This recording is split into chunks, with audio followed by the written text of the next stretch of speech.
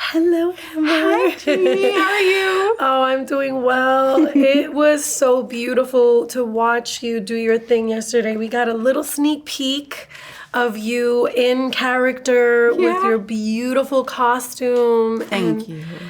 Talk to us about your character. Okay, so I play Tamar in The Chosen. Tamar is, some people call her the Ethiopian woman. She is the best friend of the paralytic that Jesus healed in season 1, episode 6.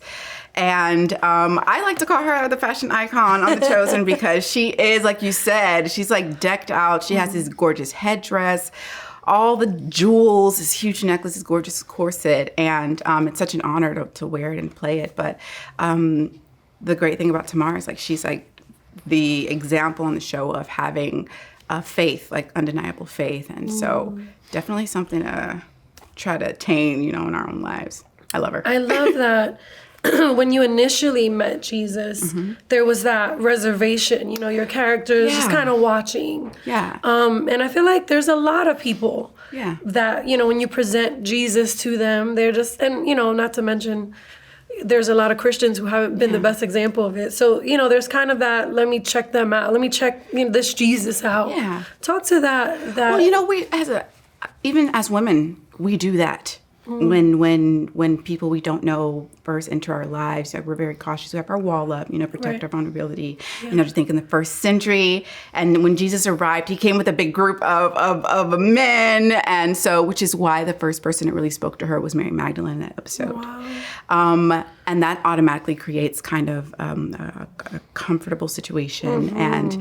But I think if you recall in the episode, that once he spoke to her in her own language, it created like a rapport and a trust. And then after that, it was just like, who is this man? I must know him more. And it's the same way for those approaching their faith. It's like, often there's sometimes a gatekeeper or just someone who kind of introduces you, which is why it's so important to surround yourself with great people to like introduce you to that. And you're like, oh wait, who is this Jesus person? Yeah. Like you have to be that light for them, you know what I mean? And if you are exuding that light and you're introducing them and showing them what it's done to you in your life, then they're going to want to know that too. And so that's what happened to Tamar, I think, in that first episode. She's like, wait, who is this? Why does this woman trust him so much? Wait, he's amazing. He's speaking to me in my language. And he's like, whoa. And, it was, I think, overwhelming in the best ways for her. That's beautiful. Jesus met you where you were, he spoke your language. He came down and he met me exactly where I was as Tamar. And, it was so great the way The Chosen did that. And I had to learn how to speak ancient Aramaic, okay? Oh, my that was a challenge, but it was so much fun. I've never done that before. Wow. And it just created and added another layer to it. So talk about that moment where Jesus met you where you were. In real life, yeah. I will tell you that there were times where I just felt quite lost in life, like most of us do. Yeah. And just like Tamar, you have that person who's there, and you're like, why are you so joyful? Why are you so happy? Why are you like, I want that because I'm hurting right now. And then they share with me their faith and their experience and their journey. It's like, you know what? Talk to me more about that. Maybe I should revisit that and go back to that place. And so it was basically the same thing that happened to Tamar. It was kind of a reflection of that. And that's why art imitates life, or does life imitate art? Like, you never know. It's just kind of like a cycle. You know what I mean? Yeah, that's amazing. How have you seen like God's hand in this filming, like in the filming of The Chosen? I know that like last night we were talking to just some of the people behind the scenes and they were sharing the miracles and things that they've kind of witnessed happen while filming. Have you had any moments like that? Well, I'll tell you that with The Chosen in general, I think it was just divinely placed, every single person that's on that set. Wow. From the direction, the writing, to the boom operator, to the PAs, amazing. Every single cast member. It's like, it feels like you are in a safe place as soon as you get there. And it's very rare that we experience moments like that in our life. You go into places guarded. In a Hollywood kind of feel. Especially in Hollywood. You go with your guard up right away. And I entered with the guard up and then immediately was disarmed. Wow. And that can only be attributed to, that spiritual presence and divine and like his hand, in that and touching the hearts there, because, especially for someone like me who prays and asks for discernment, I know that I'm not going to be led to any place and I'm not supposed to be, that I don't belong. Yeah. And so I know exactly that I am where I need to be. I love that The Chosen's goal is to present to people the authentic Jesus. It's not really to go out and convert and, make people want to, become a Christian. Yeah. But it's to present that authentic Jesus. So I'm going to ask everyone that I talk to today. Tell me, I'm ready. This question, what does that look like? What does the authentic Jesus look like? I'm going to tell you what The Chosen really does when it comes to telling the story of Jesus. It's going to be from the perspective of everyone around him. And if we know anything about perspective, like, it's different for each person. That's awesome. Just like your relationship should be in your faith, it's going to be your personal relationship. And so we see that from the eyes of every single person. And like, I can't tell you too much about season 3, but sometimes that journey is not easy.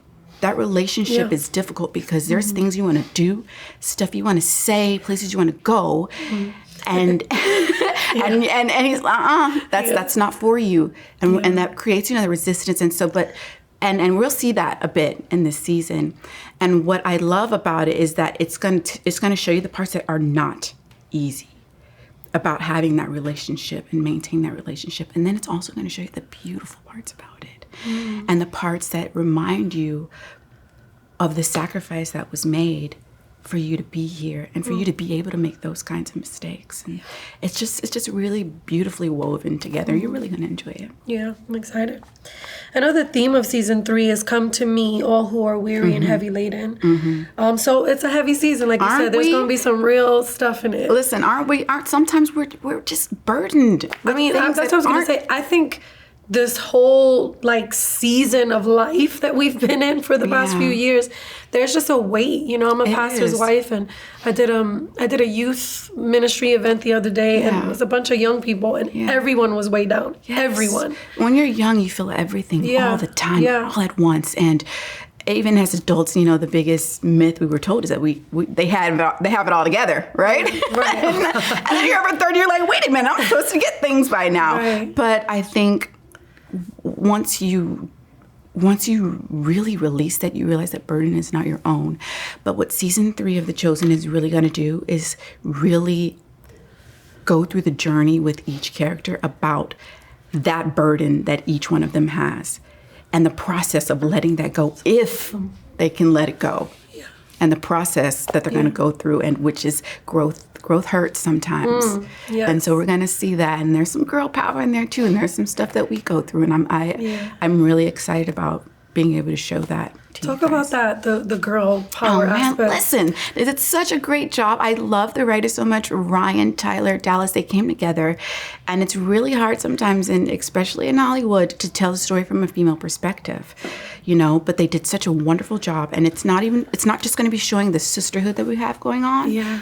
But also how there can be some disagreements, and how that dynamic affects us as women. Wow. And how we carry so much burden because we feel like we have to do it for ourselves and our partners and our family and our kids. Yes. And so it's definitely going to be focusing a lot more on that this season. That's awesome. And I'm really here. I'm excited to share this story. I'm excited to just bam. And I think that's a unique thing about The Chosen, because we barely ever get to learn behind the scenes of the females in the Bible. And come on, Jesus was the biggest cheerleader of us. So important. And The Chosen does that. It highlights the importance of the women that were in Jesus' life that you don't always get the full backstory of. Yeah. Mary Magdalene, she was the first one there, Yeah. And the women, they funded the ministry. And this is things that people didn't know.